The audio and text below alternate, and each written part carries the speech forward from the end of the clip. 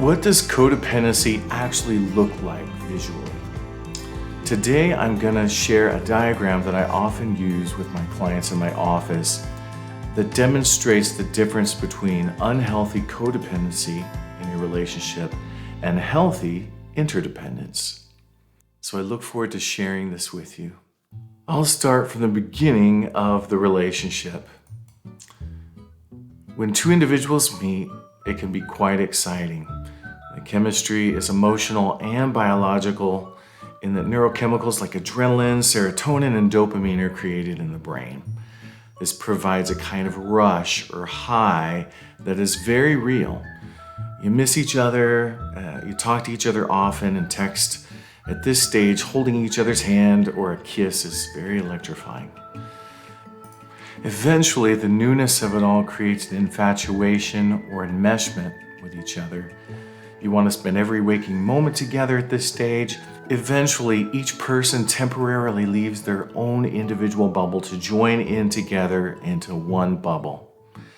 This newness creates an infatuation or an enmeshment with each other. You might even merge your names together at this stage. Maybe you remember the days of Brad Pitt and Angelina Jolie combining into Brangelina.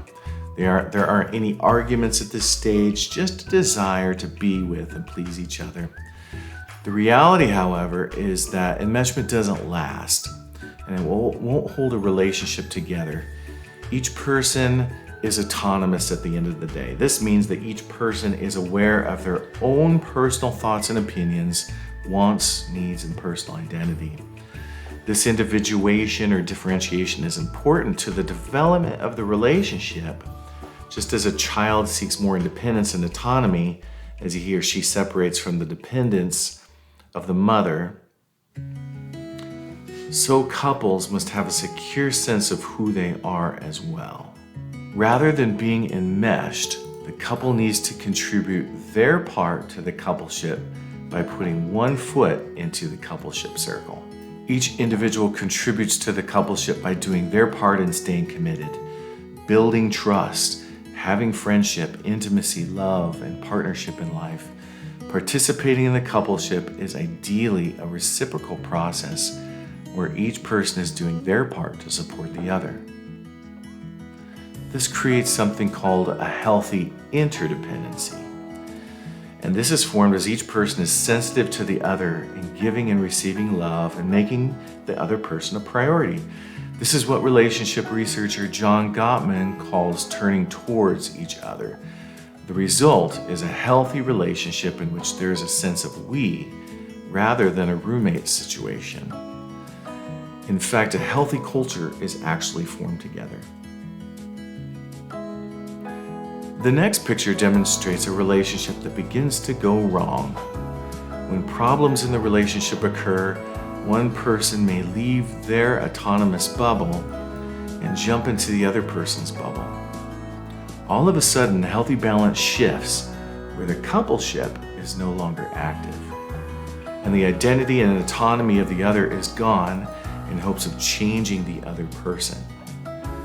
This is codependency. It is the myth that we can control others to be happy or feel secure.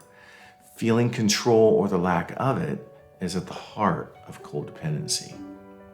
A few examples of control attitudes and behaviors of codependence are: how can I make you better?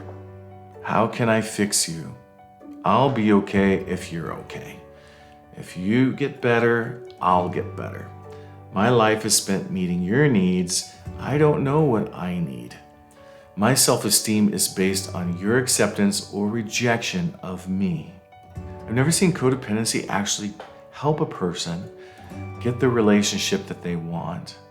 In fact, just to go a little further, sometimes people get into an enabling pattern. This often happens when someone has an addiction. As you can see, the addict loses their identity to escape with the addiction, and the codependent enables rather than living with a healthy autonomy with boundaries in response to the addict. As you can see, neither person is secure in their own identity, and neither person participates in a healthy mutual coupleship. To summarize this, It's very important that each person maintains their own autonomy and each person respects the other person's autonomy. When you lose your own opinions, your own thought processes, your own feelings, just to appease or please or control the other person, the relationship starts to go awry. The only thing you can do is do your part in a relationship at being healthy. That means putting your foot in a coupleship circle. That means doing your part to support and love them. But you never need to lose your identity in the process. I hope this is helpful for you today.